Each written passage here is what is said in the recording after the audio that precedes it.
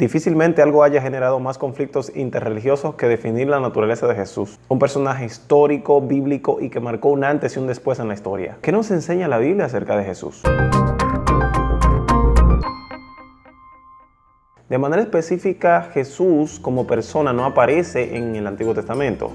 Pero cuando observamos la unicidad de la Escritura y leemos el Nuevo Testamento, este nos ayuda a encontrarlo en el Viejo. La percepción que tenían los hebreos de Dios fue bastante diferente a la que llegaron a tener los judíos en el Nuevo Testamento, los creyentes en Jesús, pues ahora había entre ellos una revelación personal de la esencia de Dios, en la persona de Jesús. Mas venido el cumplimiento del tiempo, Dios envió a su Hijo.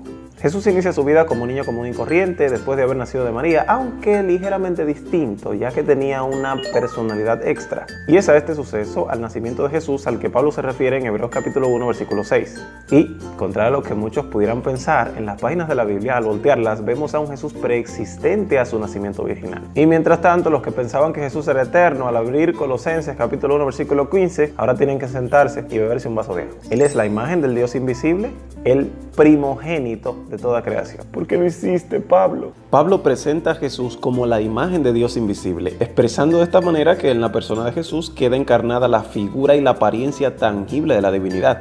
Algo que puede confirmarse con la misma afirmación de Jesús cuando dijo: "El que me ha visto a mí, ha visto al Padre". Se ha debatido muchísimo para saber el significado real de esta palabra, pues aparece para referirse a Jesús como hijo de María, para referirse a los primogénitos en Egipto y otra vez para referirse a Jesús aquí. Y ahora, ¿quién podrá defendernos? Juan 1, del 1 al 3. En el principio era el Verbo, y el Verbo era con Dios, y el Verbo era Dios. Este era en el principio con Dios. Todas las cosas por Él fueron hechas, y sin Él nada de lo que ha sido hecho fue hecho.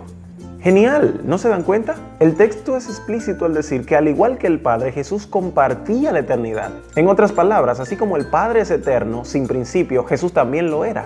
Esta palabra, ser, en este caso y en este contexto y en el idioma original, indica existencia continua. Jesús era por toda la eternidad. Nunca llegó a ser, pero cuando existió el tiempo, llegó a ser.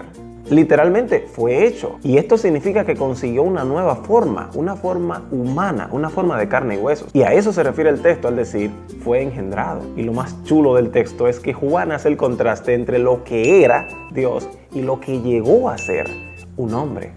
Bestia, Juan, gracias, hombre. Bien hecho.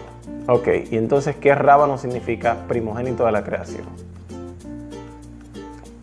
Luego de lo que hemos visto, primogénito se utiliza en lenguaje figurado para describir a Jesús como el primero en categoría.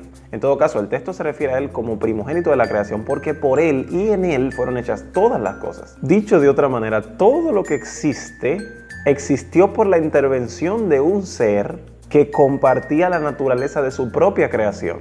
¡Wow! Colosenses 1:18 dice que Jesús fue el primogénito de los muertos. Y Jesús ni fue el primero en morir sobre la tierra, ni el primero en resucitar. Lo que nos ayuda a entender el concepto de forma figurada. Así que esto nos ayuda a cerrar el problema. Pero si os quedan dudas, Jesús es el principio y el fin. Es el mismo ayer, hoy y por los siglos. Antes que Abraham fuera, yo soy. Y en este texto se diferencia muy bien en el griego original la idea de que Abraham llegó a ser, o sea, tuvo un principio, pero Jesús ya era, no tenía principio.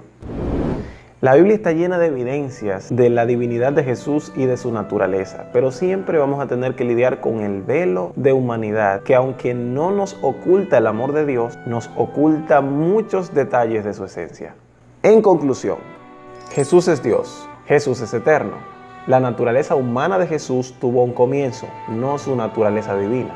La humanidad de Cristo tenía un propósito soteriológico, es decir, morir para salvar al hombre. Jesús es la causa misma de la creación.